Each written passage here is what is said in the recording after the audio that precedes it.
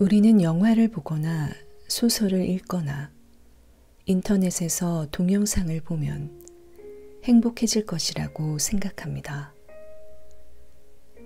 사람들이 왜 감각적 경험을 추구하겠습니까? 그러한 경험이 행복을 주리라 믿기 때문입니다. 그런데 감각적 경험이 실제로 행복을 주었습니까? 감각적 쾌락이나 성적인 망상이 진짜로 행복을 주나요? 스스로에게 질문을 던져보면 그렇지 않다는 것을 깨닫게 될 것입니다. 감각적인 경험은 우리를 계속 맴돌게 할 뿐입니다. 진정한 만족이 없습니다. 행복은 감각적 경험이 아닌 다른 곳에서 나옵니다. 살면서 행복했던 순간을 떠올려 보십시오. 평화롭고 행복했던 순간을 떠올려 보십시오. 아마 바닷가에 놀러가 그저 편히 앉아 바다를 바라보았던 순간이나 산이나 절에서 지내던 순간들, 혹은 그저 차를 마시며 나무나 꽃을 보고 평화로움과 만족감을 느꼈던 순간 기억날 것입니다. 수행자라면 수행 중에 느낀 행복감이 떠오를 수도 있습니다.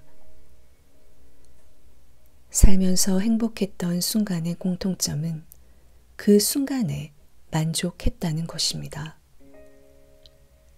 그때 그 장소에 있었던 것으로 흡족했고 세상의 다른 어떤 것도 바라지 않았던 순간입니다. 하나의 여정을 끝내고 긴장을 풀었던 순간이거나 다른 무엇을 얻으려 애쓸 필요가 없었던 순간입니다. 만족한다는 건 지금 이 순간에 머물러 있다는 뜻입니다. 다음에 무엇을 할지, 어디로 갈지 생각하면 지금 이 순간에 만족을 느끼는 게 불가능합니다. 다음 할 일에 대해서 생각할 뿐입니다. 진정한 만족감은 우리를 지금 이 순간에 있게 합니다. 만족감에 의해 현재 이 순간에 머무르는 것이 행복의 가장 중요한 조건입니다. 현실적으로 시간이 부족하고 많은 일을 해야 하는 사람들이 있습니다. 하지만 그런 경우에도 행복과 만족감을 찾을 수 있습니다. 어떻게 놓아버리는지 그 방법을 알면 됩니다. 붓다다사라는 유명한 태국 스님이 계셨습니다. 그 스님의 사원에서 법당을 지을 때의 일입니다. 불교 전통에선 우기안거 3개월 동안 스님들이 여행도 하지 않고 그 밖에 다른 일도 삼가면서 수행에 정진합니다. 당시에도 우기안거가 다가오자 붓다다사 스님은 인부들을 모두 돌려보내고 공사를 잠시 중단하여 스님들이 수행에 정진할 수 있도록 했습니다. 안거가 시작된 며칠 후 신도 한 분이 사원을 방문했습니다. 그리고 아직 공사가 끝나지 않은 법당을 둘러보며 붓다다사 스님에게 언제쯤 공사가 끝나는지 물었습니다. 붓다다사 스님은 법당 공사가 끝났다고 대답했습니다. 신도는 몹시 놀라면서 창문에는 유리도 없고 지붕에는 기와도 얹혀 있지 않고 시멘트 포대가 여기저기 널려 있고 아직 문도 달지 않은 채로 남아있는 이러한 법당을 어떻게 공사가 끝났냐고 말하냐 물었습니다. 그러자 붓다다사 스님은 공사가 끝난 만큼은 끝났다라고 말하고 수행하러 가버렸습니다. 이러한 지혜를 갖추는 것이 바쁜 사람이 만족하는 방법입니다. 일은 언제나 계속 진행 중입니다. 저 역시 마찬가지입니다. 법문을 하고 나면 또 다음 법문이 예정되어 있습니다. 개인 면담을 마치면 다음 개인 면담이 있습니다. 그러나 다음에 해야 할 일 때문에 미리 긴장할 이유가 없습니다. 한 만큼은 끝난 것입니다. 이러한 지혜가 있으면 긴장을 풀고 만족할 수 있습니다. 마음이 앞질러 나가는 것이 아니라 다음 순간이 올 때까지 긴장을 풀고 만족한 상태로 머물 수 있게 됩니다. 해야 할 일이 많은 순간에라도 그 해야 할 일 모두가 지금 이 순간의 일은 아닙니다. 끝난 만큼은 끝난 것입니다. 이러한 마음가짐이 만족감을 느낄 수 있는 마음가짐입니다.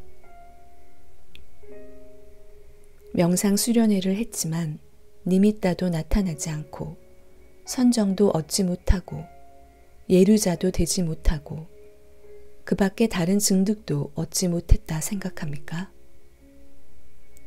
명상 수련회가 며칠 후면 끝났는데 아무것도 얻지 못했다고 생각하나요? 이룬 만큼은 마친 것입니다. 그러니 긴장을 풀기 바랍니다. 자신의 수행 상태가 어떠한 것이든 그곳에서 만족하십시오. 부처님은 만족, 산뚜띠를 가르쳤습니다. 만족이란 지금 이 상태를 충분히 좋은 것으로 여기는 것입니다. 날씨가 어떻든 수행 상태가 어떻든 그것을 좋은 것으로 여기는 것입니다. 수행할 때 여러분은 편안히 앉아서 눈을 감습니다.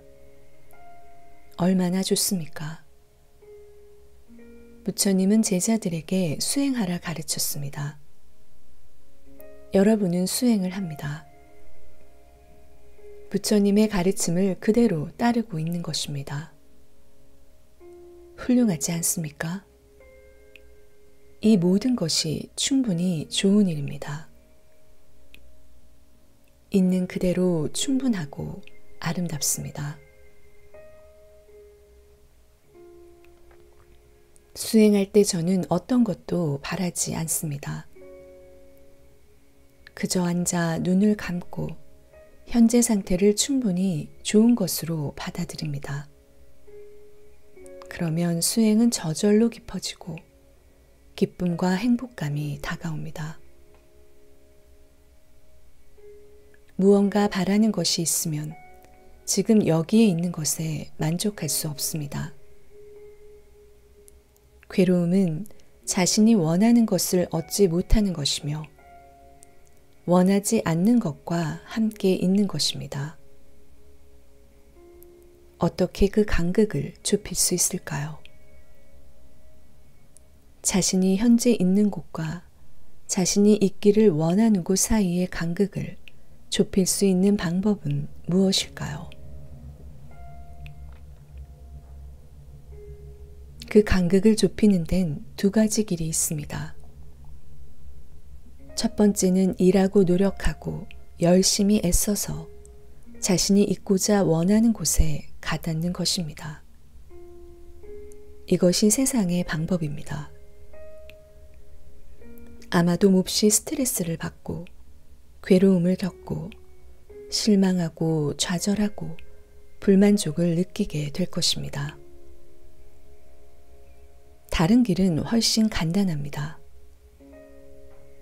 자신이 바라는 곳으로 가려고 애쓰는 대신 자신이 현재 있는 곳에 있기를 바라는 것입니다. 많은 사람들이 자신은 그동안 많은 노력을 기울였는데 원하는 위치에 다다르지 못했다 생각합니다. 저는 그런 사람들에게 말합니다. 자신이 원하는 높은 위치로 올라가야 한다 생각하지 말고 자신이 있는 그 위치에 있기를 원하십시오. 이것이 가장 손쉽게 행복해지는 방법입니다. 수행에서도 마찬가지입니다. 가닿고 싶은 곳을 향하여 노력한다면 자신이 현재 있는 위치와 자신이 분리됩니다. 괴로움의 원인을 만드는 것입니다. 해답은 쉽습니다. 자신이 있는 그곳에 있기를 바라십시오. 이것이 바로 만족입니다. 수행의 과정에서 현재의 수행에 만족하지 않고 다음 단계를 원한다면, 예를 들어 호흡을 알아차리는 단계에서 니미따를 원한다면 그 순간의 수행자는 자유를 잃습니다. 따라서 자유를 얻는 방법도 상당히 간단합니다. 병들었다면 병들어 있기를 원하십시오. 현재 있는 그곳에 있기를 바라십시오. 그러면 자유로워집니다. 나이가 들었다면 나이 든 상태를 원하십시오.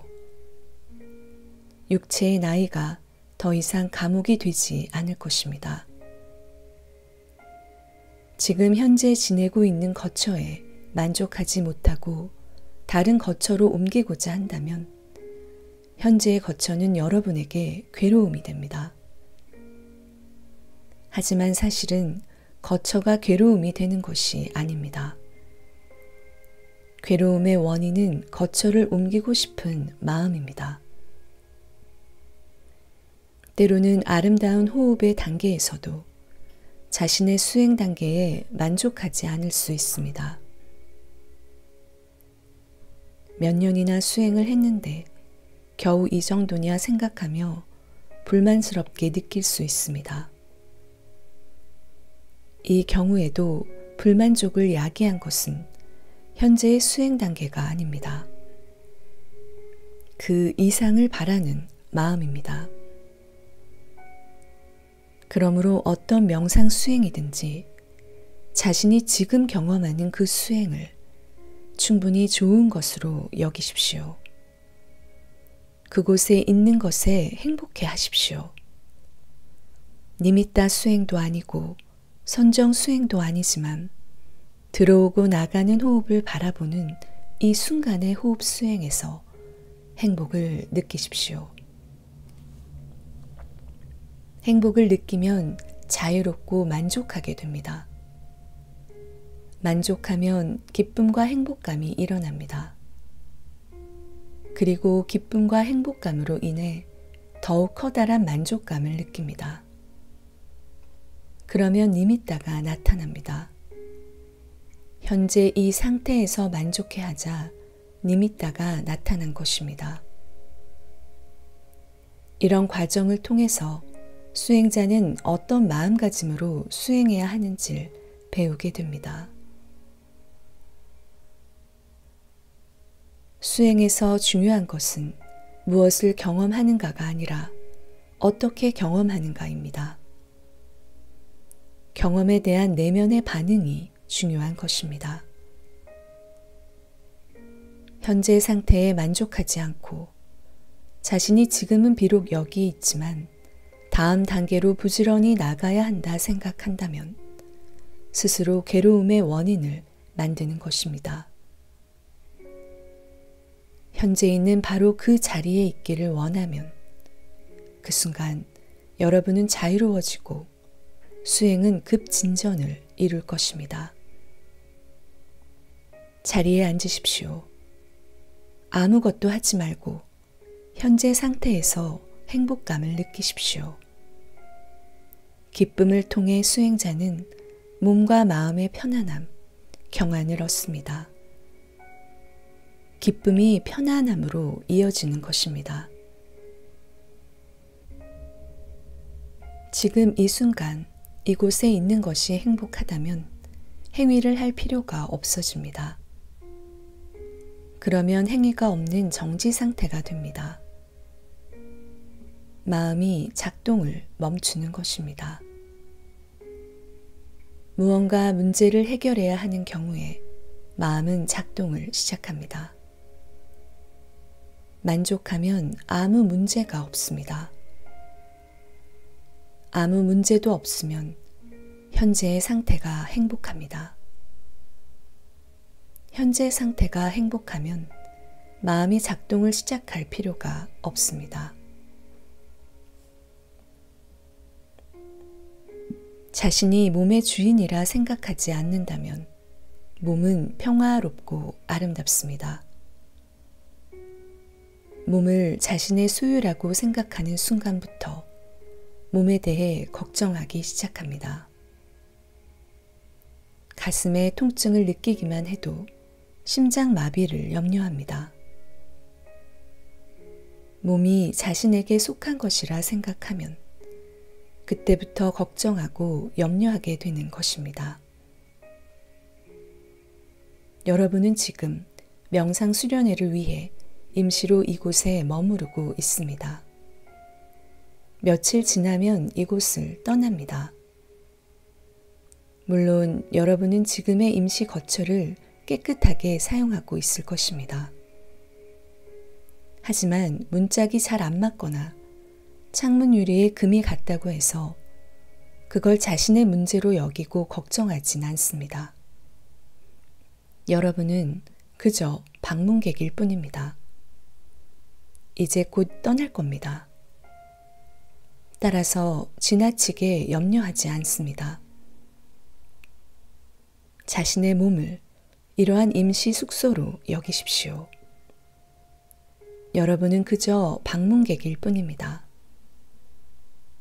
몇 년을 머무르건 몸은 결국 임시 숙소일 뿐입니다.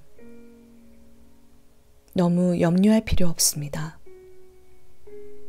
그러한 마음가짐을 가지면 비로소 이완할 수 있게 됩니다. 만약 병이 든다고 해도 아잔차 스님이 저에게 말했던 것처럼 병이 낫거나 아니면 죽습니다. 병이 언제까지고 계속되는 일은 없습니다. 그러니 염려할 것 없습니다. 자신의 마음을 대할 때도 방문객의 마음가짐으로 대하십시오. 자신의 수행도 방문객의 마음가짐으로 대하십시오. 수행을 자신의 수행이라 여기지 마십시오. 마음을 나의 마음이라 여기지 마십시오. 수행을 자신의 것으로 소유하지 마십시오.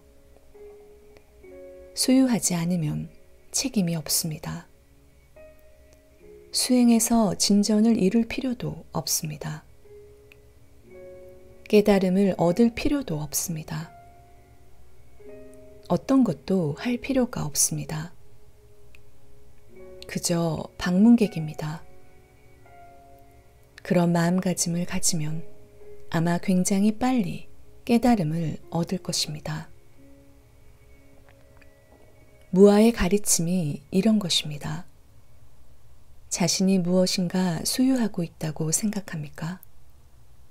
자신이 무엇인가 하고 있다 생각합니까? 누가 깨달음을 얻습니까? 여기엔 아무도 없습니다.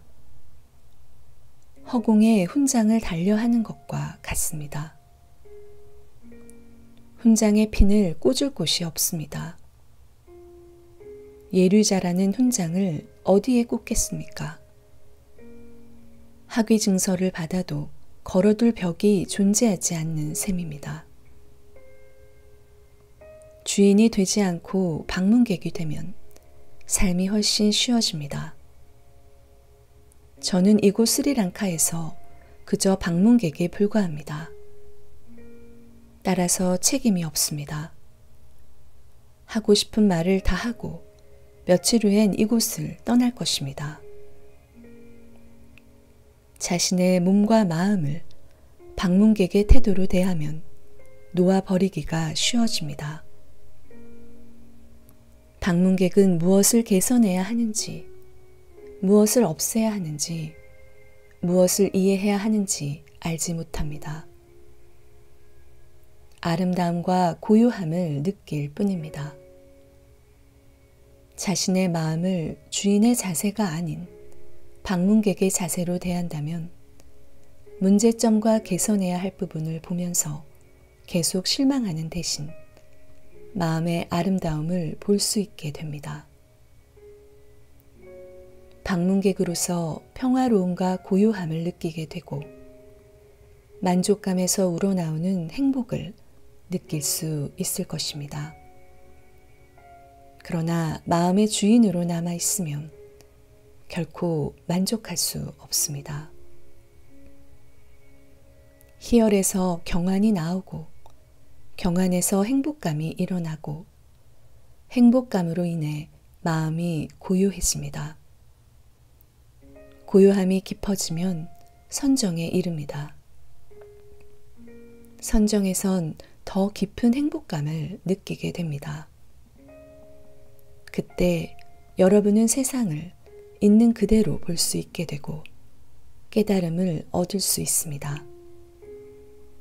따라서 아무것도 소유하지 마십시오.